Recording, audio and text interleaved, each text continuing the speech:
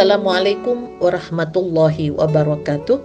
A'udzubillahi minasyaitonirrajim. Bismillahirrahmanirrahim. Alhamdulillahilladzi khalaqal azwaja kullaha mimma tumbitul ardu wa min anfusihim wa mimma la ya'lamun. Asyhadu an la ilaha illallah wahdahu la syarikalah wa asyhadu anna Muhammadan abduhu wa rasuluhu la nabiyya ba'da. Pemirsa dan pendengar yang dirahmati oleh Allah, kajian untuk Madrasah Perempuan kali ini tentang mengapa perempuan dianjurkan menutup aurat ke seluruh tubuhnya. Manusia sebagai makhluk yang dimuliakan sejak semula telah diberi anugerah oleh Allah, yaitu rasa perlu mengenakan pakaian. Dan telah diberikan pula kepadanya kepandaian untuk membuat pakaian itu. Sebagai makhluk yang terhormat, manusia, tentunya termasuk perempuan di sini, dianugerahi jasa rasa kehormatan dan mengerti bagian tubuh mana yang tidak patut diperlihatkan kepada orang lain. Dan karena itu perlu ditutup dengan apa yang kemudian disebut pakaian.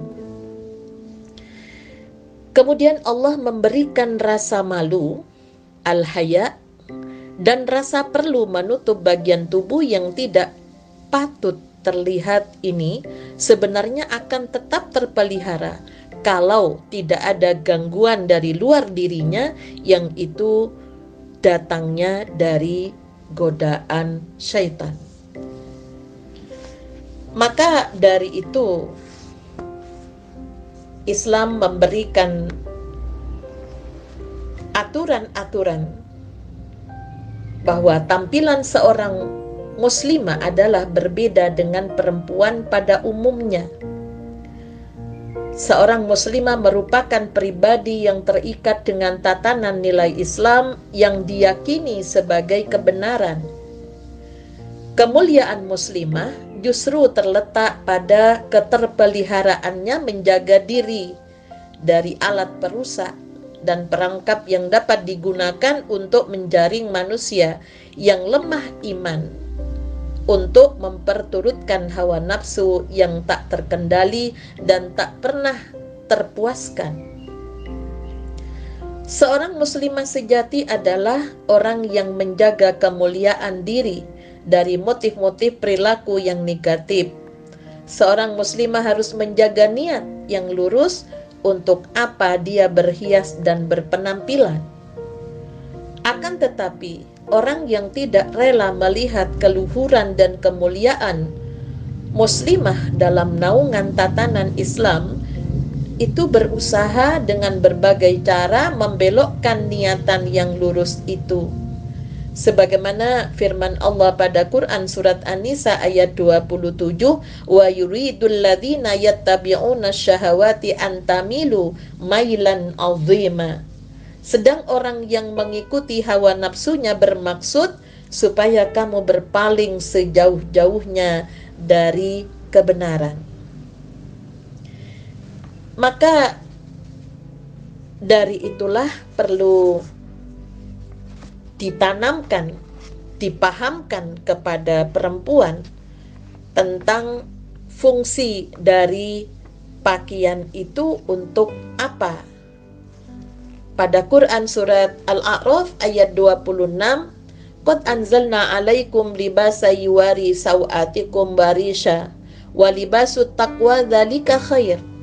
Telah aku anugerahkan kepadamu sekalian pakaian yang dapat dipergunakan sebagai tutup bagian tubuh yang tidak patut terlihat dan pakaian sebagai hiasan.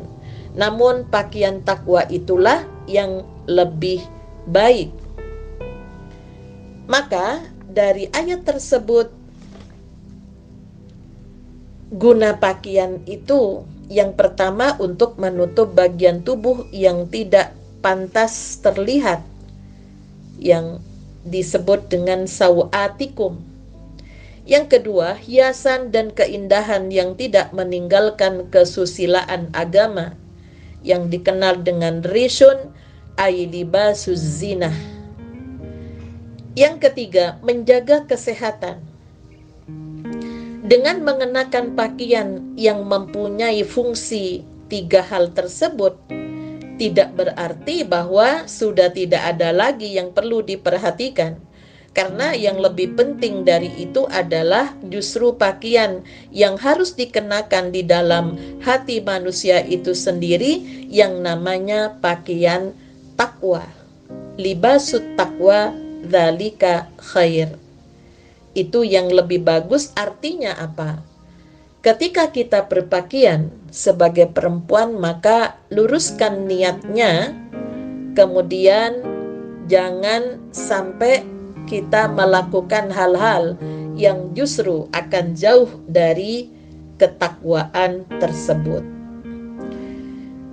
Kemudian bagian tubuh yang tidak pantas terlihat itu disebut aurat, atau pada surat Al-A'raf ayat 26 itu juga dikatakan sau'at. Karena memang tidak patut terlihat, maka siapapun tidak sepatutnya memperhatikan auratnya dan melihat aurat orang lain. Sebagaimana sabda Rasulullah dalam hadis riwayat Ahmad, Muslim, dan Abu Daud dari Abi Sa'id, la yanzurur rajulu ila auratir rajuli wa la yanzurul mar'atu ila auratil mar'ati. Tidak boleh orang laki-laki memandang aurat laki-laki lain, dan tidak boleh orang perempuan memandang aurat perempuan lain. Maka bagian tubuh yang tidak patut terlihat itu disebut aurat. Kemudian untuk aurat laki-laki, ma fawqa rukbataini minal aurati wa asfala minas surratil aurah. Apa yang di atas kedua lutut dan di bawah pusar itu adalah aurat. Hadis yang diriwayatkan oleh Daruqutni. Kemudian bagian tubuh yang tidak pantas terlihat bagi perempuan itu adalah seluruh tubuhnya kecuali wajah dan sebagian tangannya. Di sini ada beberapa hadis Rasulullah. Yang pertama, al-jariyatu idza hadat lam yaslu ayyura minha illa wajhaha aw yadaiha ilal mafsalih. Hadis riwayat Abu Daud.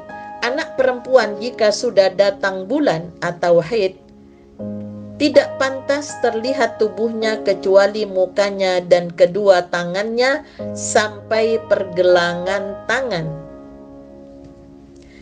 Kemudian yang kedua, dari hadis yang diriwayatkan Ibnu Jarir At-Tabrani dari Abu Qatadah, la yahillu limra'atin tu'minu billahi wal yawmil akhiri an tukhrija yadaiha illa ilaha huna wa qabada nisfad dhara'i.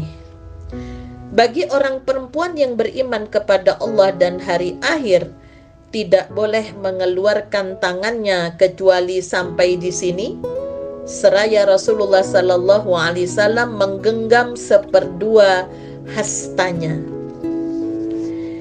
Yang ketiga, hadis yang diriwayatkan oleh Abu Daud dari Aisyah, ya Asma'u annal mar'ata idza balagatil mahidha lam yaslu ayyura minha illa hadha wa asyara ila wajhihi wa kaffaihi.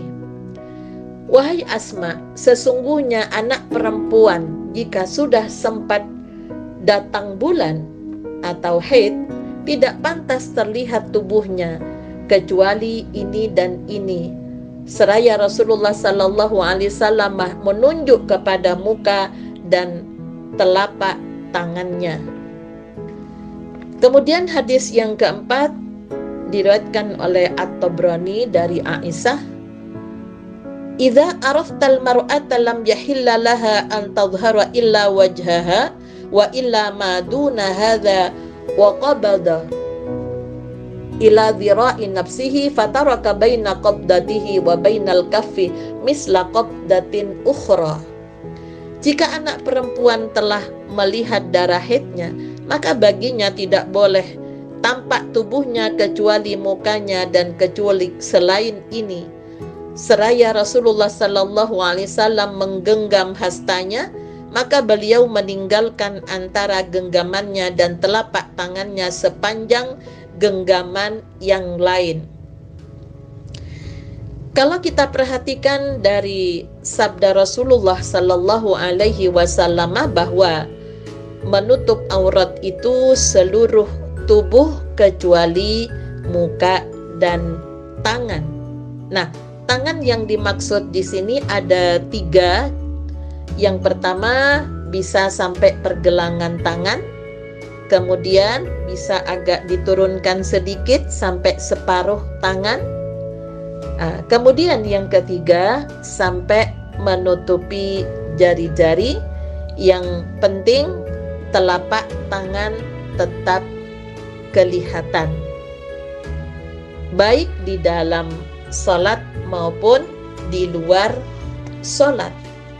Nah, yang perlu diperhatikan bagi perempuan berdasarkan hadis yang diriwayatkan oleh Bukhari dan Muslim, Ummahatul Mukminin Aisyah ketika bertanya kepada Nabi sallallahu alaihi wasallam, apa yang diperbuat perempuan dengan bawah baju mereka? Kalau tadi tangan, ini batasan bawahan. Nabi sallallahu alaihi wasallam menjawab, hendaklah turunkan 1 jengkal dari lutut. Aisyah berkata, kalau begitu akan tersingkap kaki kami, ya, ke betisnya.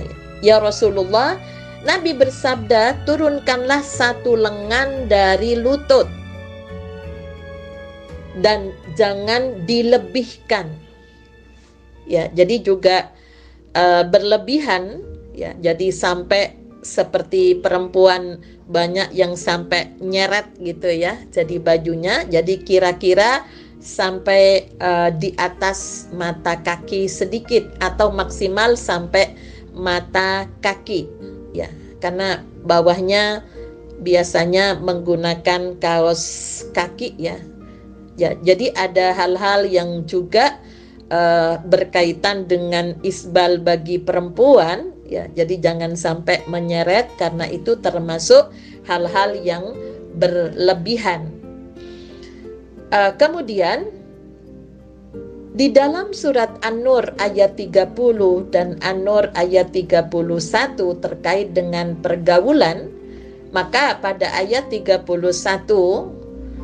firman Allah, wa kullil mu'minati yaghdudna min absarihinna wa yahfadna furujahunna wa la yubdina zinatahunna illa ma dhahara minha wal yadribna bi khumurihinna ala juyubihin. Katakanlah kepada perempuan yang beriman, hendaklah mereka menahan pandangannya dan kemaluannya, dan janganlah mereka menampakkan perhiasannya kecuali yang biasa tampak daripadanya, dan hendaklah mereka menutupkan kain kerudung ke dadanya. Nah, ini berkaitan dengan jilbab itu pakaian seluruh tubuh ya, dari kepala sampai mata kaki ya. Kemudian berkaitan dengan kerudung yang diistilahkan dengan khimar, ini harus menutup dada ya. Jadi kenapa kok harus dada yang ditutup ya? Karena Allah menitipkan kepada perempuan makanan untuk bayi, sehingga kelenjar payudara perempuan semakin hari semakin membesar. Nah, ini nampaknya akan mengganggu bagi laki-laki yang disebutkan pada Quran surat Ali Imran ayat 14 bahwa syahwat yang menggoda bagi laki-laki itu adalah wanita ya, karena memang ada beberapa perbedaan dari sel otak kirinya ya, kemudian dari kelenjar payudara itu Allah bermaksud menitipkan makanan itu kepada bayi yang itu ada pada perempuan, ya. Namun di sisi lain nampaknya laki-laki tergoda dengan apa yang dimiliki oleh perempuan, sehingga tindakan preventif yang diberikan di dalam Islam, maka perempuan disuruh menutup kerudungnya sampai menutup dadanya. Jadi jangan sampai tampak, ya, menonjol dari payudaranya. Kemudian yang tidak kalah pentingnya, siapa yang harus menyampaikan, yang harus mendidik perempuan untuk menutup auratnya. Nah, ini kalau kita merujuk pada Quran surat Al-Ahzab ayat 59, khitab ayat ini kepada Nabi, tentunya juga kepada laki-laki.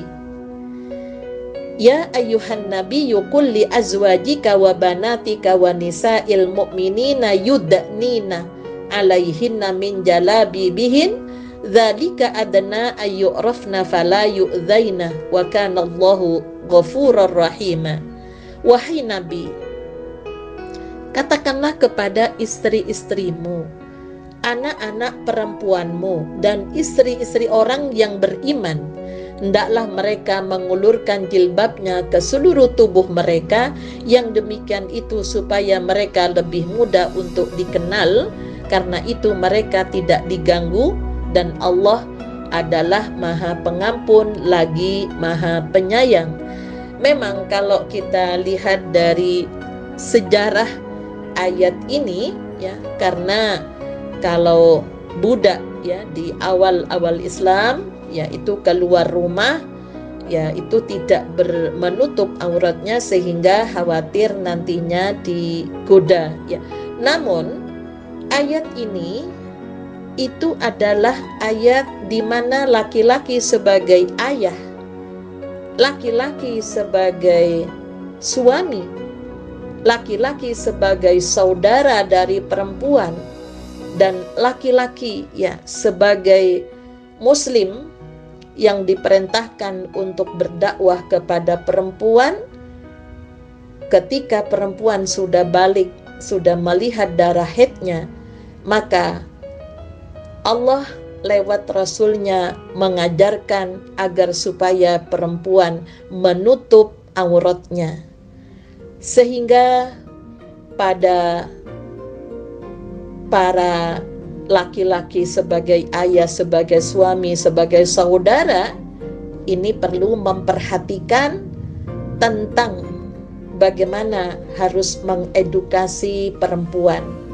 Nah, kepada perempuan sebagai ibu, hendaknya mengajarkan anak laki-lakinya, agar supaya mengerti berkaitan dengan tanggung jawab yang harus disampaikan kepada Allah nanti di hari kiamat, apabila laki-laki tidak memerintahkan pada keluarganya selain dari ibadah salat, puasa, zakat, dan haji bagi yang mampu, namun ada kewajiban-kewajiban lain yang perlu disampaikan kepada perempuan, karena laki-laki dipilih menjadi qawwamuna 'alan nisa.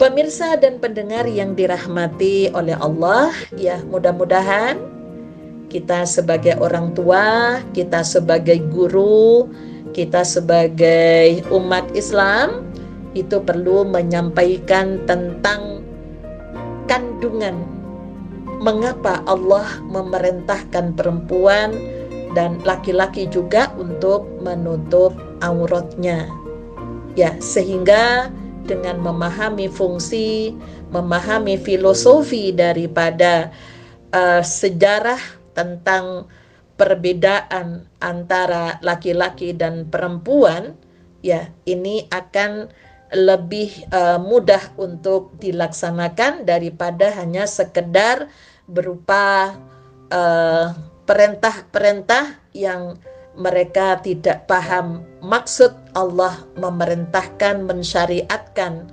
kepada laki atau perempuan berkaitan dengan aturan menutup aurat, aturan siapa dibolehkan memperlihatkan aurat kita pada surat An-Nur ayat 31, mulai dari yang boleh hanya ayah, saudara kandungnya, mertua, ya, kemudian cucu, kemudian yang pelayan laki-laki, anak kecil, ya.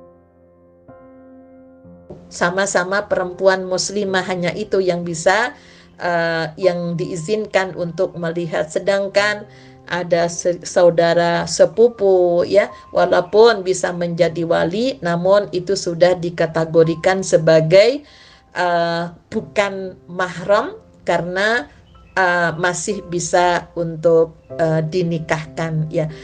Demikian, mudah-mudahan menambah wawasan kita, bagaimana kita mengedukasi keluarga kita paham, sehingga pakaian bagi perempuan tidak hanya sekedar sebagai seragam sekolah atau seragam pengajian tanpa memahami nilai-nilai yang kandungan yang akan mengantarkan kita menjadi manusia yang bertakwa kepada Allah. Nasrum minallah wa fathun qarib wa basyiril mu'minin.